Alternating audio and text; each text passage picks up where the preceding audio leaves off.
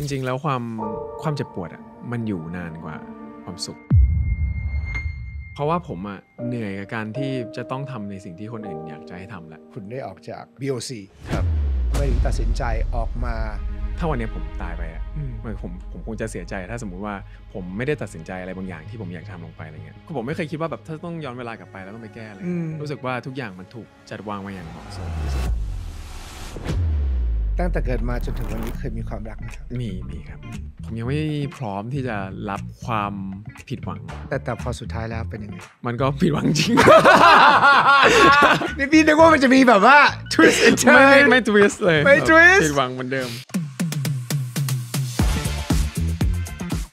ใครที่ดูคลิปนี้อยู่ Woody และทีมงาน Woody World ขอกำลังใจจากทุกคนหน่อยนะครับเพียงแค่กดไลค์กด subscribe แล้วก็กดกระดิ่งแจ้งเตือนเวลาพวกเรามีคลิปใหม่ๆขึ้นมาทุกคนจะได้รับรู้นะครับฝากด้วยนะครับทุกคนกดเลยครับกดสิกดนะกดยังอ่ะกดหน่อย please กดนะครับสนับสนุนโดย B Vita วิตามินผมสูตรแพทย์ช่วยลดผมร่วงสร้างผมเกิดใหม่แก้ตรงจุดจากภายในง่ายๆเพียงทานวันละ1 เม็ดให้ความมั่นใจกลับคืนมาสั่งซื้อได้ที่ Line@ B Vita คิดว่าทำไมมันถึงใช้เวลานานพอสมควรกว่าคำว่าสำเร็จมันจะเกิดขึ้นพี่คิดว่าตลอดที่ผ่านมามันคงมีเรื่องราวที่ได้เรียนรู้เนาะของคุณอาจจะไม่เหมือนคนอื่นที่เข้ามาปุ๊บมันปั้งเลยเนี่ยแต่เหมือนกับคุณได้ใช้เวลาก็เกือบ10 ปีได้แล้วมันก็มาในช่วงเนี่ยปีกว่าๆตอนนี้เนี่ย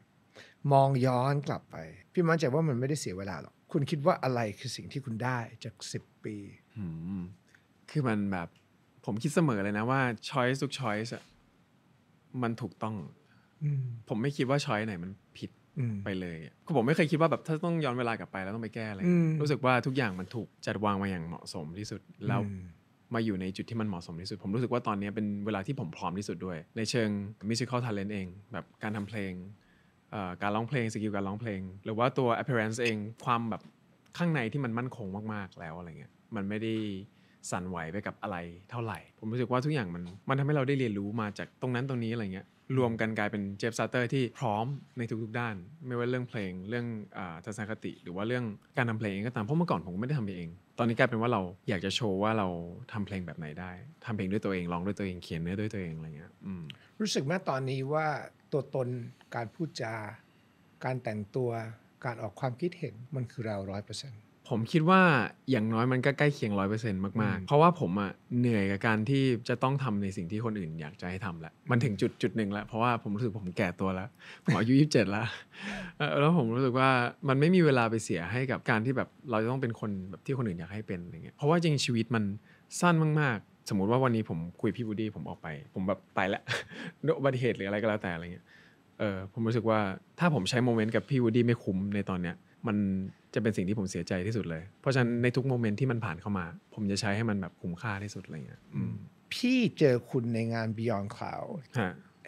แล้วพี่ก็ถูกแนะนำแล้วเราก็คุยกันแป๊บหนึ่งแล้วพี่สัมผัสถึงพลังในตัวเจฟที่เป็นศิลปินจริงๆแล้วก็อยากให้คน appreciate งานเพลงจริงพี่กลับไปดูงานของคุณเลยนะแล้วพี่ก็คุยทีมงานว่า he's been here for a long time ใช่เลยมันอยู่นานมากแล้วนะในวงการบันเทิงว่าเกิดอะไรขึ้นอะไรเงี้ยโอ้ยก็มีคำตอบมากมายเพลงมันอาจจะเฉพาะทางหรือว่าตอนนั้นเขาอาจจะอยู่ในค่ายที่ไม่ได้เป็นตัวของตัวเองหรือ whatever แต่มันก็ได้คำตอบว่าคือโมเมนต์ที่ดีของเขาและดูเขามีความสุขมากพี่เห็นคุณมีความสุขมาก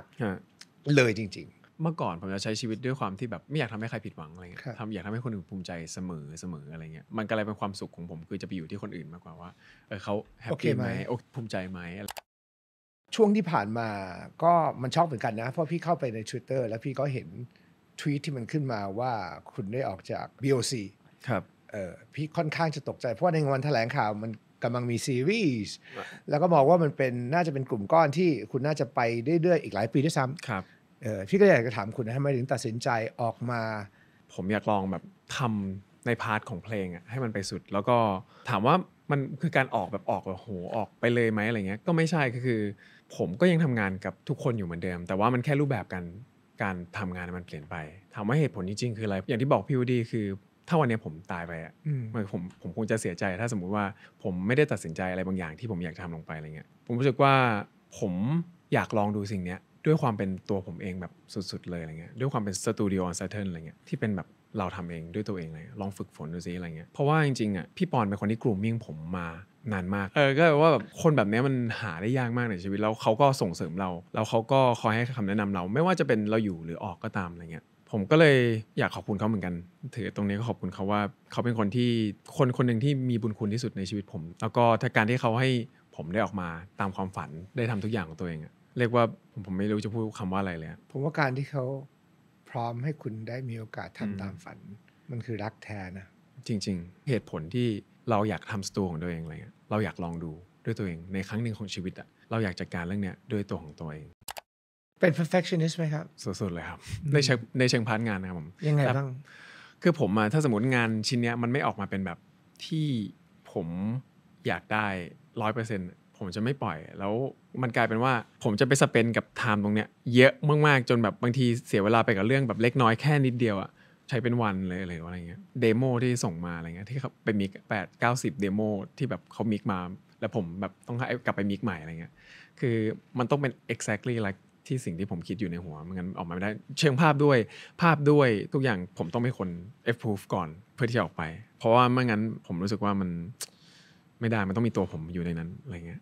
อย่างนี้ไม่ว่าจะเป็นมิวสิกวิดีโอหรือภาพที่ออกไปทุกอย่างใช่เจฟซัตเตอร์ต้องอนุมัติก่อนใช่ครับทุกอย่างต้องเป็นแบบนั้นก็เลย trust คนไหมผม trust คนใน expertise ของเขาในความแบบชำนาญของเขาอะไรเงี้ยแต่ในสุดท้ายแล้วอ่ะเมื่อมันเป็นงานของเราเมื่อมันเป็นหน้าของเราออกไปอะไรเงี้ยมันต้องมีความเป็นตัวเราด้วยอะไรเงี้ยเพราะฉะนั้นผมเคารพในกา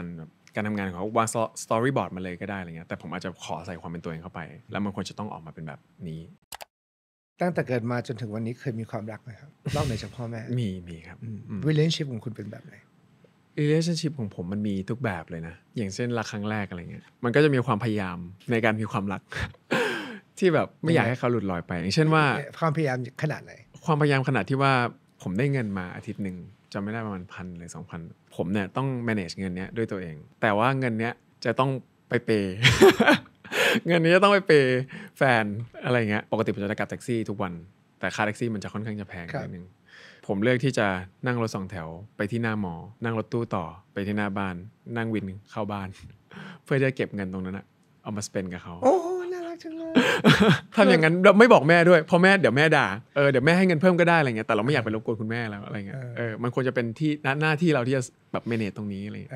อันนี้คือแบบ first love แล้วมันก็จะมีแบบอื่นด้วยไหมมันมี love ที่เรารู้สึกว่าเป็นรักข้างเดียวคือเพลงผมจะเขียนมาจากชีวิตผมอย่างเช่นว่าวันนี้คือพรุ่งนี้ของเมื่อวานมันก็มาจากประสบการณ์ที่แบบเรารักคนหนึ่งแอบรักเขาอะไรเงี้ยแล้วเราไม่กล้าบอกเขาไปเรื่อยๆผ่านไปแบบ2 ปี 3 ปีอะไรเงี้ยไม่ได้บอกเขาเลยอะไรเงี้ยมันก็เลยกลายเป็นเพลงนี้ที่แบบวันนี้คือพรุ่งนี้ของเมื่อวานวันนี้คือพรุ่งนี้ของเมื่อวานคือมันมีแค่วันนี้วันเดียวโมเมนต์ที่เราสเปนกันมันมีแค่ตอนนี้เท่านั้นคือถ้าจะบอกต้องบอกตอนนี้แล้วเพราะว่าพรุ่งนี้มันไม่มีจริงแต่ทำไมตอนนั้นใช้เวลา2 ปีผมรู้สึกว่าผมยังไม่พร้อมที่จะรับความผิดหวังเพราะผมรู้ว่ามันน่าจะไม่ได้สมหวังอย่างที่คิดอยู่แล้วอะไรเงี้ยตอนนั้นคิดว่าอย่างนั้นใช่แต่พอสุดท้ายแล้วเป็นยังไงมันก็ผิดหวังจริง นี่พี่นึกว่ามันจะมีแบบว่า twist and turn ไม่ twist เลยไม่ twist ผิดหวังเหมือนเดิมจ่อยเลย แล้วมันมีแบบ long term บ้างไหม long term มันก็มีนะครับมันก็มีแล้วมันก็เป็นความสัมพันธ์ที่ดีแล้วก็มันก็สอนให้เราได้เรียนรู้หลายอย่างที่บอกผมเพลงผมก็เขียนมาจากอะไรเงี้ยแต่เพลงรักจะน้อยหน่อย เพลงเศร้าจะเยอะซะหน่อยอะไรเงี้ยเพราะว่าจริงๆแล้วความเจ็บปวดมันอยู่นานกว่าความสุขมันชัดกว่าภาพมันชัดกว่าแล้วผมเป็นคนที่รีเลทกับความเจ็บปวดแล้วอยากจะรีลีสมันออกมาก็จะเขียนผ่านเพลงเรื่องไหนเกี่ยวกับ love หรือ relationship ที่มันเจ็บปวดที่สุดเพราะมันมีหลายมิติเนาะจริงๆที่คุณมองว่ามันน่าจะเจ็บปวดที่สุดแล้วมันในความสัมพันธ์เนี่ยมันคืออะไรผมว่าการที่เราจากลาเขาไปโดยที่เราไม่ได้มีโอกาสแบบล่ำลากันการที่แบบเรายังต้องเผชิญกับ situation ที่เขาเคยอยู่อะไรเงี้ยผมว่าเนี่ยมันเจ็บปวดมากๆนะในวันที่เรายังไม่พร้อมที่จะ let go อะไรเงี้ยอย่างเช่นเพลงรักที่ผมเขียนไว้ในลืมไปแล้วว่าลืมยังไงให้เพลงรักที่ฟังไม่พูดถึงเธออะไรเงี้ยเพราะว่าเพลงรักที่ฟังต่อให้เพลงมันจะจบไปแล้วอะ ทุกครั้งที่เราฟังเพลงเดิมมันจะมี feeling เดิมที่เคยฟังตอนนั้นกลับมาทุกครั้งเลยมันก็เลยทำให้รู้สึกว่าอันนี้แหละที่มันเป็นความเจ็บปวดที่ค่อนข้างจะทรมานที่สุดในเชิง relationship ถ้ามันจะต้องจบลงแต่วันนี้คุณก็มี relationship อีกรูปแบบหนึ่งก็คือกับ fans ที่เยอะมากเราอยากจะคุยเรื่องนี้เพราะว่ามันมีหลายมิติเหลือเกินผมจะเรียกเขาว่าคุณวันเสาร์คุณเลยนะคุณวันเสาร์คุณวันเสาร์ก็คือ Saturday ซึ่งคือมาจากนามสกุลผมซาเตอร์แล้วเติมคำว่า day มัน Starters Day ก็คือวันของซาเตอร์ภาษาอังกฤษที่เรียก Saturday น่ารักมากๆคือผมจะได้ energy จากการที่แบบเขาจะเอาชอบเอาหน้าผมแปลกๆเช่นมีมหรืออะไรเงี้ยไปลงแล้วผมรู้สึกว่าแฟนๆเขาก็รักเราในมุมที่เรารู้สึกว่าเราแบบหน้าแบบแย่ที่สุดเลย แบบเราดูแบบเราไม่ชอบตัวเองตอนนี้เลยแต่เขารักในมุมทุกมุมจริงๆแล้วมันเลยยิ่งได้แบบ energy ที่ดีกลับมาว่าเราสามารถเป็นตัวเองได้หมดเลยนะเว้ยเขาพร้อมที่จะยอมรับเราจะแบบฮาแค่ไหนหรือว่าเราจะแปลกแค่ไหนหรือว่าเราจะไม่พร้อมแค่ไหนวิธีในการโพสต์รูปของแต่ละคนมันไม่เหมือนกันของเรามีสูตรไหมหรือเราแค่โพสต์ตามฟิลตอนนั้นจากที่ผมรู้สึกนะการโพสต์ IG เป็นการโพสต์ที่ยากที่สุดในการโพสต์ทุกอย่างหมายถึงว่าการโพสต์โมเดลเรารู้แล้วว่า objective มันคืออะไรเราต้องโพสต์ยังไงมีโจทย์มาทำได้ IG มันคือการที่แบบไลฟ์สไตล์เราจริงๆเราจะกล้าเอาตัวเราออกมายังไงให้คนเห็นว่าจริงๆเราเป็นคนยังไงกันแน่ใช้ชีวิตยังไงกินอะไรเราไปที่ไหนอะไรเงี้ยผมเป็นคนเลือกช้อยที่ว่าโพสต์ทุกโพสต์ของผมผมอยากให้เขาเห็นในไลฟ์สไตล์จริงๆของผมที่มันออกมาผมไม่ได้อยากจะแบบโพสต์ท่าแล้วแบบลงเลยอะไรเงี้ยผมรู้สึกว่าให้เขาได้เห็นชีวิตผมมากกว่าว่ามันเป็นแบบไหนอะไรเงี้ยmessage คงเข้ามาหาเยอะมากเพราะมันมีทั้งแบบ DM ที่ personal แล้วมันก็มี DM ที่มันหลั่งไหลมาจากคนเยอะมากอะไรเงี้ย manage ตรงนี้ยังไงเพื่อเราจะได้มีโอกาสได้ยิน voice ของทุกคนเท่าที่เราสามารถทำได้แน่นอนเราก็คงอยากจะได้ feedback ถูกไหมเพราะมันคือพลังของเราถูกปะถูกไม่ถูกคือพลังจากแฟนๆที่เขาเราก็คงอยากอ่านทุกคอมเมนต์แหละแต่มันก็มีเวลาจำกัดแล้วแฟนคุณเยอะมากพี่ก็เลยถามว่าคุณ manage ตรงนี้ยังไงส่วนมากผมจะส่อง Twitter นะผมจะคอยดูบางทีก็คอมเมนต์ใน IG แต่ว่าส่วนมากจะ Twitter เข้าไปดูว่าตอนนี้แฟนๆเขาแบบพูดถึงเรื่องอะไรกันบ้างอะไรเงี้ยพี่ต้องใช้คำว่าประทับใจความน่ารักของบาร์โค้ดมากๆเพราะเขาผมเห็นแล้วครับพี่วูดดี้เขาน่ารักมากเขาน่ารักมากนะแล้วพี่ไม่รู้ว่าเขาเป็นเด็กมากเข้าใจป่ะพอเจอตัวจริงพี่รู้สึกเขาก็อายุประมาณนึงใช่ไหมแล้วพอไปดูใน Instagram อีกเด็กมัธยมป่ะเด็กมัธยมใช่ไหมเพิ่งจบม.6 so young ก็คือเด็กอะผมเห็นตัวเองในตัวน้องมากๆเลย passion ในตอนนั้นที่แบบอายุ 17-18 อะไรเงี้ยแต่เขาเก่งกว่าผมในอายุ 18เขา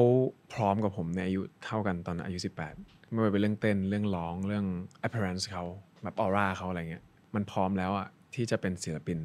เลยเทียบกับผมที่ต้องใช้เวลา grooming อะไรเงี้ยเพราะฉะนั้นผมเป็นทั้งเพื่อนเป็นทั้งพี่เป็นทั้งโค้ชที่คอยให้คำแนะนำเขาดีกว่าไม่เชิงโค้ชแบบเป็นพี่ได้ให้คำแนะนำเขาว่าผมเจออะไรมาแล้วเราจะหลีกเลี่ยงความแย่ตรงนี้ไปได้ยังไงอะไรเงี้ยเพื่อไม่ให้เขาไปเจอกับชะตากรรมที่เราไปเจอมาคนแบบเดียวเรื่องแบบเดียวกันอะไรเงี้ยในเชิงร้องเพลงเราก็ให้คำแนะนำเท่าที่เราจะให้ได้ความสัมพันธ์มันเหมือนเป็นเซฟโซนที่ดีมากๆเขาเป็นเซฟโซนในเชิงว่าผมรู้สึกว่าเขาเป็นคนสิ่งมีชีวิตที่บริสุทธิ์มากๆ สมมุติว่าเราเจอแบบท็อกซิกหรืออะไรก็แล้วแต่พอผมมองเขาผมได้คุยกับเขาเลยมันรู้สึกว่าrelease เราได้คุยกับอะไรบางอย่างที่แบบบริสุทธิ์มากๆพอมันอยู่ด้วยกันอะไรเงี้ยมากๆเข้าอะไรเงี้ยผมก็รักเขาในฐานะที่เขาเป็นน้องคนหนึ่งที่เราอยากจะให้เขาเติบโตไปเป็นแบบศิลปินที่ดีคนที่ดีคนหนึ่งเราพร้อมที่จะซัพพอร์ตเขาไม่ว่าจะเกิดอะไรขึ้นก็ตามเล่าให้ฟังหน่อยสิเกี่ยวกับ collaboration กับศิลปินเกาหลีครับใช่ไหมชอนกับชอนจริงๆเขาส่งเดโมให้ผมฟังเราจะรู้ว่าชอนเนี่ยเขาทำเพลง EDM เพลง EDM ตื่นแล้วซึ่งมันค่อนข้างไกลตัวผมมากผมก็คิด EDM ไกลตัวคุณใช่ใช่ผมไม่ได้เข้าไปผมไม่ได้แบบสายเข้าไปแบบงานเฟสติวัลแล้วไปเต้นผมจะเป็นสายแบบฟังแบบแจ๊สฟังแบบล็อกมิวสิกอะไรเงี้ยถ้าจะแรงๆไปเลยล็อกเมทัลอะไรเงี้ยเขาส่งมาอันแรกผมก็ยังผมไม่รู้จะทำเพลงนี้ออกมาได้ดีหรือเปล่าไงเขาส่งมาอีกเดโมนึงอันที่2กลายเป็นเพลงที่แบบEDM บวกล็อกมิวสิกพอดีก็เลยแบบโหแบบเขาทำได้ยังไงเขาทำดนตรีที่มันเท่แบบขนาดนี้ได้ยังไงอะไรเงี้ยก็เลยแบบเฮ้ยลองทำดูดีกว่ามันน่าสนใจมากก็หลังจากนั้นก็คุยกับชอนแบบผ่านแบบโหเขาอยู่ LA ตอนนั้นก็คุยกันระยะทางไกลมากอัดเพลงจากประเทศไทยส่งไปพอจะแก้ครั้งนึงก็คือหาคิวกันแบบเพื่อที่จะมาแก้อัดครั้งแรกอยู่ที่สตูวอร์เนอร์อัดครั้ง2อยู่สตูผมเองคือแบบต้องทำยังไงก็ได้ให้มันเสร็จในสเกดูที่กำหนดอะไรเงี้ยผมแล้วก็พอได้เจอกันเนี่ยชอนเป็นคนที่ทาเลนต์มากๆเป็นคนที่ มีไอเดียในภาพในหัวชัดมากว่าอยากได้เพลงแบบไหนต้องเป็นแบบไหนอะไรเงี้ยแล้วพอผมเองก็มีภาพแบบนั้นอยู่เรามารวมกันโดยที่แบบเราไม่เอาอีโก้มาคุยกันเลยมันกลายเป็นเพลงที่ออกมาต่างจากความเป็นเจฟซาเตอร์แต่มันมีความเป็นเจฟซาเตอร์ต่างจากความเป็นชอนแต่มีความเป็นชอนกลายเป็นเพลงที่มีทั้งคู่อยู่แล้วเป็นรสชาติใหม่ๆสำหรับแฟนเพลงทั้งคู่เลยที่จะได้แบบฟังเพลงนี้เพลงนี้ชื่ออะไรครับ Steal the Show ครับ Steal the Show release หรือยังครับ release แล้วซึ่งก็คือได้ดูกันทั่วโลกเลยใช่ไหมครับแล้วกะจะทำอะไร collaborate อะไรกันอีกไหมหรือว่าแค่โปรเจกต์นี้แค่ซิงเกิลนี้ก่อนตอนนี้จะมีไลฟ์เซสชั่นที่ทำด้วยกันกำลังจะออกมาแล้วก็สำหรับโปรเจกต์อนาคตต้องรอดูเพราะว่าจะมีชอแล้วก็จะมีอีกศิลปินอีกท่านอื่นด้วยใช่ครับปัจจุบันวันนี้ dream ที่ใหญ่ที่สุดของคุณคือหรือ are you living the dream ตอนนี้ on my first or second step to my dream first or second step เล่าให้พี่ฟังได้ไหมว่าแล้วมันเลยกี่ก้าวแล้ว final destination มันเป็นยังไงจริงๆผมเคยตอบคำถามเมื่อประมาณ10 ปีที่แล้วไว้ว่าผมอยากร้องเพลงหน้าทำเนียบขาว ผมอยากจะแบบไปในแบบทุกที่ทั่วโลกอะไรเงี้ยที่จะไปร้องเพลงเพราะฉะนั้นความฝันสูงสุดคือการ world tour อยากทำ world tour ไปร้องเพลงให้ทุกคนทุกประเทศฟังเพลงที่เราแต่งมันเป็นร้องเพลงในทำเนียบขาวหมายถึงว่าประธานาธิบดีเชิญไม่ใช่ร้องหรือว่าหรือว่าเปิดหมวกร้องหน้าทำเนียบเปิดหมวกร้องหน้าทำเนียบขาวคุณทำได้เลยบินไปพวกนี้ก็สามารถทำได้เจฟคือตอนนั้นตอบตลกๆเลยว่าแบบจริงๆคือแมสเสจมันจริงๆคืออยากจะแบบไปร้องเพลงให้ทุกคนฟังใช่ร้องเพลงให้ทุกคนฟังworld tour มันก็เลยเป็นความฝันมาตลอดแล้วเราก็บอกว่า first or second step ก็คือผมได้เริ่มไปต่างประเทศแล้วได้ไปสิงคโปร์อินโดนีเซียที่ไปกับคินพอดก็คือเอเชียทัวร์ผมก็ได้เป็นพาร์ทส่วนหนึ่งที่ดีมากๆเป็น great journey มากๆที่มันต่อยอดให้ผมได้ทำอะไรหลายๆอย่างอะไรเงี้ยไม่แน่ใจว่า first or second step but it's a very important step for me and จะมีคอนเสิร์ตที่ไทยก็คือ first solo concert ซึ่งโอ้โหผมไม่เคยฝันมาก่อนด้วยซ้ำว่าตัวเองจะมี first solo concert วันที่เท่าไหร่ครับวันที่19 มีนา19 มีนาใช่ที่Royal Paragon Hall ตื่นเต้นไหมสุดเลยเพราะว่าผมคอนเสิร์ตครั้งนี้ผมจะเอาชีวิตของผมมาเล่าผ่านมันว่าเมื่อก่อนเราฟังเพลงไหนเราเจออะไรมาบ้างแม่บ้านผมฟังเพลงลูกทุ่งเยอะมากสมัยเด็กๆผมโตมากับเพลงลูกทุ่งหมอลำอะไรเงี้ยคนอาจจะเห็นสังเกตคลิปว่าผมเล่นพินอะไรเงี้ยเพราะว่าผมรู้สึกว่ามันดึงสัญชาตญาณเรื่องราวต่างๆในช่วงวัยเด็กเราออกมาได้เยอะมากสัญชาตญาณดิบอะไรเงี้ยผมจะเอาอะไรเรื่องพวกนี้แหละมาร้อยเรียงแล้วก็เล่าผ่านคอนเสิร์ตจะมีเซอร์ไพรส์หรือจะมีอะไรที่มันสามารถสปอยให้พี่ฟังได้ไหมก็มันมีเกสซึ่ง เป็นเกสที่ผมว่าทุกคนก็นึกไม่ถึงว่าเขาจะมาทีนี้ก็แล้วมีแคสที่ทุกคนคาดเดาว่าอยากได้ไหมมีอะไรผมเชื่อว่าทุกคนอยากจะเห็นเขาร้องเพลงร่วมกับผมทั้งสองคนนี้โอเคมีแกสแล้วก็มีการร้อยเรียงแล้วทั้งหมดคุณ direct เองหรือเปล่าครับผมจะอยู่ในทุกพาร์ทของโชว์ว่าอยากทำอะไรบ้างอะไรเงี้ยแล้วก็แน่นอนมีเพลงใหม่ด้วยซึ่งยังไม่ปล่อยเลยที่จะร้องครั้งแรกที่นั่นใช่ครับนี่ซ้อมเกือบทุกวันเลยหรือเปล่าครับนี่ช่วงนี้ก็ซ้อมค่อนข้างเยอะเพราะว่ามันค่อนข้างจะต่างกับโชว์ที่เราไปต่างประเทศเพราะนี่มันค่อนข้างจะอยู่ในประเทศไทยมันจะแบบสเกลมันจะค่อนข้างจะต่างกันหน่อย19 มีนากี่โมงนะครับ1 ทุ่มที่ Royal Paragon Hall ครับผมเขาซื้อบัตรผ่านอะไรครับตอนนี้ Ticket Major ครับ Ticket Major Wow your first concert Yes thank you พ่อแม่ไปดูแน่นอนตอนนี้เหลือบัตรประมาณ 10% ที่แบบกำลังแบบค่อยๆไปครับผมแล้วก็ฝากทุกคนด้วยมันต่างจากเมื่อ10 ปีที่แล้วนะที่เดินแบบที่เขาดูกันรอบๆนอกเป็นฟรีคอนเสิร์ตดีตอนนั้นใช่ไหมใช่อย่างที่บอกก็คือมันเป็น first step ที่ยิ่งใหญ่มากๆแล้วผมก็มีแพลนว่าจะทำ world tour The biggest dream อยากจะไปทุกที่แล้วก็ผมเห็นมันแล้วว่าผมจะไปได้ยังไงภาพชัดแล้วก็มี paveway มีทางเดินที่จะไปของมันอะไรเงี้ยแต่ก็ไม่รู้นะว่ามันจะมีอะไร coming up อีกหรือเปล่าแต่ผมก็ตื่นเต้นมันเหมือนอ่านนิยายแล้วไม่รู้ว่าหน้าต่อไปมันจะเล่าเรื่องอะไรอะไรเงี้ยพี่ว่านั่นแหละคือความตื่นเต้นของชีวิตจริงๆเลยใช่ครับแล้วเกิดมาทั้งทีเนี่ยมันก็ต้องมีเป้าหมายที่ชัดเจนถูกต้องอย่างน้อยเราต้องมีความสุขกับสิ่งที่เราทำและสิ่งที่เราทำเนี่ยมันก็ต้องสร้างความสุขให้กับผู้คนถ้าไม่ใช่แค่ในประเทศก็ทั้งโลกก็ถือว่ามันเป็นความท้าทายครับแต่ถามว่าใจ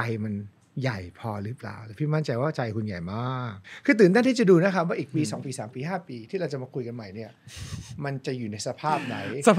วันนั้นอาจจะต้องพูดแต่ภาษาอังกฤษด้วยกันหรือพี่ก็ไม่รู้ว่ามันจะเป็นยังไงนะในวันนั้นแต่ว่า I'm very excited for you และพี่แค่คิดว่า just appreciate what you have today พี่ว่านั่นคือสิ่งที่สำคัญที่สุดและพี่ก็เชื่อว่าคุณ grateful มากกับสิ่งที่แบบมันเกิดขึ้นกับ Jeff Sarter เพราะว่าพี่ว่านี่คือ another great moment in life สำหรับตัวคุณเองวันนี้เป็นยังไงบ้างที่ได้พูดคุยกันเพราะว่าคุณไม่เคยได้แบบพูดคุยแบบ deep อย่างนี้เลยอ่ะพี่ไปเสิร์ชแล้วไม่มีเลยผมมีหลายอย่างที่อยากจะคุยไปเรื่อยๆเลยผมรู้สึกว่ามันดีมากเลยอ่ะที่ได้คุยแบบ deep talk แล้วก็ได้พูดเรื่องตัวเองเพราะว่ามันได้รีวิวด้วยเพราะบางทีเราไม่ได้คุยอ่ะเราไม่ได้พูดออกมาเราลืมความรู้สึกนั้นไปแต่พอพูดกับพี่วูดดี้อะไรเงี้ยมันก็รีคอลกลับมาเหตุผลที่อยากทำเวอร์ทัวร์อินสปิเรชันต่างๆอะไรเงี้ยที่มันเคยเกิดขึ้นในอดีตที่แบบเราอาจจะไม่ได้พูดถึงมันก็เลยแบบไม่ได้รีคอลกลับมาความรู้สึกเหล่านั้นก็กลับมาเรื่องราวในอดีตทุกอย่างก็กว่าจะมาถึงเจฟ ซัตเตอร์ผมก็ฟังเรื่องที่ตัวเองเล่าไปพร้อมกับพี่วูดดี้เหมือนกันมันก็เลยกลายเป็นว่าสนุกดีจังเลยอยากคุยต่อแล้วอยากจะรู้ว่าแบบเดี๋ยวมันจะมีเรื่องอะไรที่เราขึ้นมาในหัวอีกอะไรเงี้ยพี่ว่าเราคุยได้ทั้งอาทิตย์แหละถ้าเราอยากจะนั่งคุยคือคุณพ่อเนี่ยตลกมากคุณพ่อจะแบบคุณแม่ส่งคลิปไปให้เขาใช่ไหมพ่อถามทำไมถ่ายมาแต่เจ๊มันไม่ถ่ายคนเนี่ย ทำไมไม่ถ่ายคนดูอยากดูคน อะไรอย่างเงี้ยเขาก็เลยแบบลงสนามด้วยตัวเองแล้วเขาอยากมาดูแบบว่าแบบตอนนี้มีคนรักลูกชายเขาเยอะขึ้นแล้วอะไรตั้งแต่ก่อนที่แบบมีคนรู้จักมากขึ้นเนี่ยคุณพ่อก็จะเอาเวลาไปกินข้าวร้านไหนก็จะเปิดเพลงลูกชายให้แบบพี่ๆพนักงานเสิร์ฟเขาดูอะไรเงี้ยเสมอใช่ก็แบบนี่ไงเนี่ยลองเป็นนักร้องเนี่ยคนนี้เป็นนักร้องอ่ะเจฟร้องเพลงให้ฟังสิลูก พี่ว่าจริงๆแล้วก็เหมือนพ่อแม่ทุกคนนะมันก็อยากอวดลูกอ่ะใช่ไหมใช่พี่วูดดี้ไปดูมั้ยเนี่ยพี่อยากรู้ว่าวันที่19มีนาพี่ทำอะไรว่างเราเจอกัน19มีนาเจอกันครับผมเจอกันครับยินดีด้วยครับมันมีที่เหลือเราไปจองในไทยทิเก็ตเมเจอร์อาจจะไปที่หลังๆหน่อยแล้วเราก็ได้มีโอกาสไปสนับสนุนครับผมเกสคนที่3ก็คือพี่วูดดี้นะครับ พี่ขอนั่งดู let me just enjoy the vibe สนับสนุนโดย B Vita วิตามินผมสูตรแพทย์ช่วยลดผมร่วงสร้างผมเกิดใหม่แก้ตรงจุดจากภายในง่ายๆเพียงทานวันละ1 เม็ดให้ความมั่นใจกลับคืนมาสั่งซื้อได้ที่ Line@ B Vita